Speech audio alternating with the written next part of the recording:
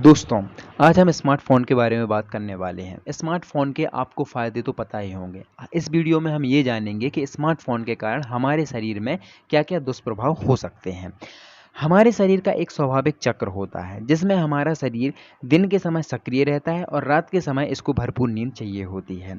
Mobile screen के कारण जो हमारा दिमाग होता है, वो रात में भ्रमित हो जाता है। उसको रात में दिन के जैसा अनुभव होने लगता है, जिसके कारण रात के समय जो हमारे शरीर में मेलाटोनिन नामक हार्मोन का उत्पादन होता है, जो कि हमें नींद दिलाने का काम करता है, नींद का शरीर को संकेत देता है, उस हार्मोन का उत्पादन अच्छे तरीके से नहीं हो पाता है।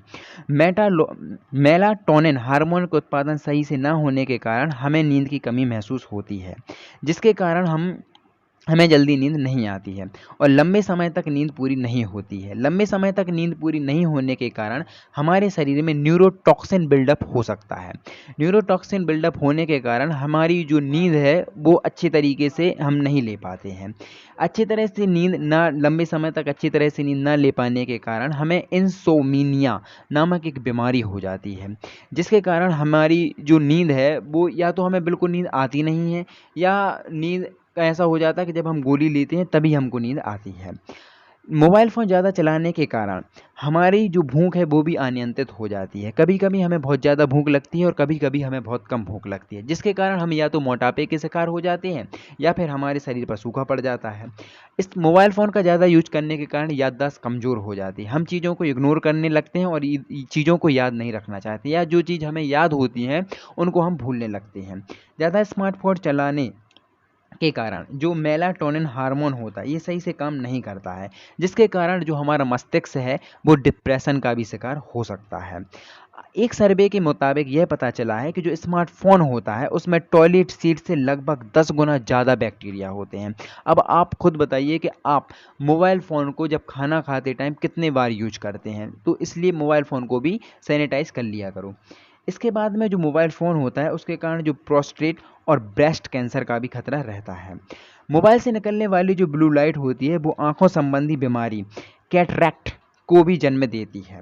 ब्लू लाइट रेटिना को डैमेज कर सकता है। ब्लू लाइट का अंधेरे में ज़्यादा उपयोग करना हानिकारक होता है।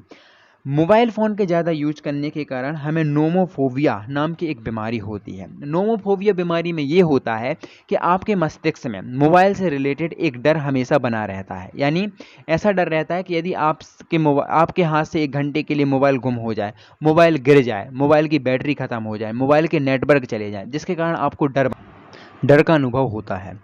नोमोफोबिया होने के कारण यदि आपका कभी मोबाइल गुम हो जाता है तो इसके कारण आप डिप्रेशन में भी जा सकते हैं या बहुत ज़्यादा घबरा सकते हैं, यानी आप आंतरिक रूप से कमज़ोर हो सकते हैं।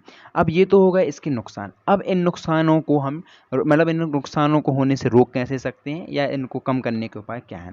पहली बात ये है कि मोबाइल फ़ोन का हो सके तो रात में कम से कम यूज करें। दूसरी बात, जब भी आप मोबाइल फ़ोन चलाते हैं तो उसका उजाले में उपयोग करें, यानी ऐसा ना करें कि आप अंधेरे में चादर को ओढ़ लिया और उसके अंदर मोबाइल चला रहे हैं, ऐसे में आपको नुकसान होगा। दूसरी बात ये, जब आप मोबाइल फ़ोन चलाते हैं तो आप हर 10-15 मिनट में एक लंबी दूरी तक देखें, कम से कम 15-20 मीटर दूर तक देखें। इसके अलावा आप मोबाइल फ़ोन को चलाते वक्त हो सके तो ब्लू रे जो चश्मा होता है उसका भी उपयोग आप कर सकते हैं। यह जानकारी सुनने के लिए आपका बहुत बहुत धन्यवाद।